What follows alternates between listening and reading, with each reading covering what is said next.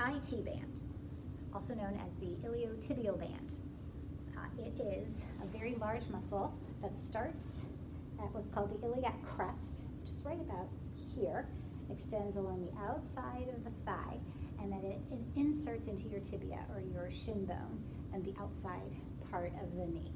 So this is kind of the area in general that we're talking about. If you're looking for an opportunity to stretch that area, if your doctor or physical therapist has told you you need to stretch your IT band, here's something that you might try. Coming down onto your back, knees bent, feet on the ground. I usually start my students in a supine pigeon pose by crossing, in this case, the right foot over the left thigh. This will be concentrating on the right IT band.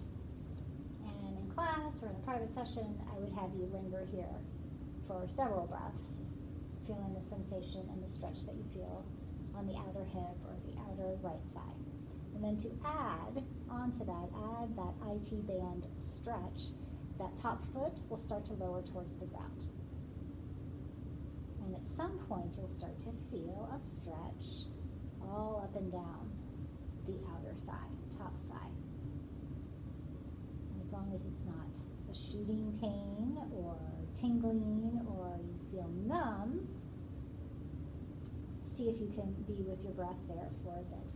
If you feel like your foot is floating and that's uncomfortable, I can come by and bring a block or blankets underneath so you feel a little more grounded. Some people can actually get the foot all the way down onto the ground, so that's not like that's the goal. The goal is to bring that foot towards the ground until you feel a stretch in the outer thigh. And then pause here. Maybe 5 breaths, 10 breaths, whatever sounds like is appropriate for you. And then taking a breath in, on the exhale, slowly bringing your body back up. And then you would move on to side 2. So I encourage you, give this a try if, again, your doctor has said you could benefit from an IT band stretch.